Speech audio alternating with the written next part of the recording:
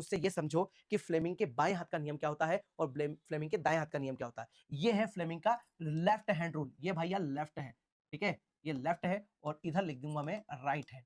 ये right hand है। दोनों में आपको इस तरह से उंगलियों को रखना है। तीन आपको अपने हाथ के 5 उंगलियां हैं, 4 उंगलियां, एक अंगूठा है, बट मैं उंगलियां कह रहा हूं।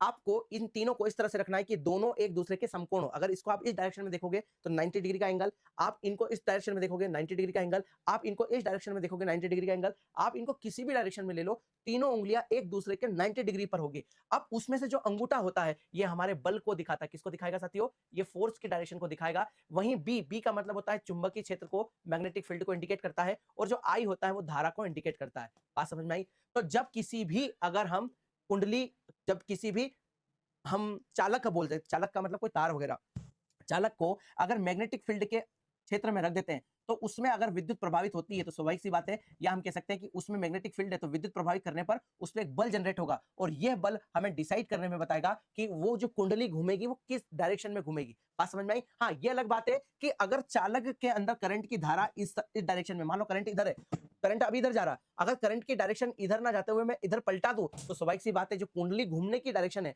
वो भी अलग हो जाएगी। तो जो विद्युत मोटर है, विद्युत मोटर में भाई इसी का इस्तेमाल किया जाता है। विद्युत मोटर में आप देखोगे इसी का इस्तेमाल करते हैं। और विद्युत जनरेटर, इसमें भी सेम वही फंक्शन होता है। इधर भी फोर्स होता है, मैग्नेटिक फील्ड होती है, लेकिन इसमें प्रेरित वाहक बल काम करता है। ठीक है, इलेक्ट्रोमैग्नेटिक फोर्स जनरेट होता है, या नॉर्मल करंट की बात करते हैं, नॉर्मल फोर्स की बात करते हैं, और मैग्नेटिक फील्ड की बात करते हैं। बट इसमें आप देखोगे इलेक्ट्रोमैग्नेटिक फोर्स मतलब प्रेरित वाहक बल उत्पन्न होता है, और ये भी एक दूसरे के समकोण होता है। बट ये जनरेटर में काम करता है। और विद्युत मोटर और जनरेटर में क्या डिफरेंस होता है ये तो मुझे लगता है कि हर बच्चे को पता होता है। मोटर क्या करती है, कौन सी ऊर्जा को कौन सी ऊर्जा में बदलती है?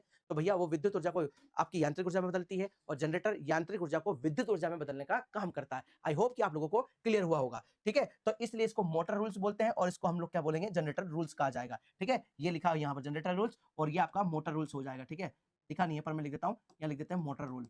चलो अच्छा, एक और चीज है, एक और नियम था फ्लेमिंग के राइट हैंड थंब रूल की बात करते हैं। तो कुछ भी नहीं करना है, आपको एक चालक लेना है। मान लो कि कोई चालक है इस तरह से, और इसको अगर मैं अपने हाथों से इस तरह से पकड़ता हूं, ये अंगूठा है इस टाइप से, तो जब मैं अपने हाथों से इसको पकड़ता हूं तो मेरी जो उंगलियां है वो इस तरह से घूमेगी। देखो अंगूठा जो है वो नीचे की ओर आ रहा है, तो ये करंट को दिखाता है, और ये उंगलियां हैं इस चालक को, मान लो ये पेन को मैंने पकड़ रखा है इस टाइप से, तो ये जो चालक है, ये पेन है वो करंट को दर्शा रहा है, और ये जो उंगलियां हैं वो बी यानी कि मैग्नेटिक फील्ड को दर्शाती है साथियों। तो अगर हम रोटेट करें तो इस तरह से ये फ्लेमिंग के अंगूठे का नियम हो जाएगा। ठीक है, आई होप कि आप लोगों को क्लियर हुआ होगा।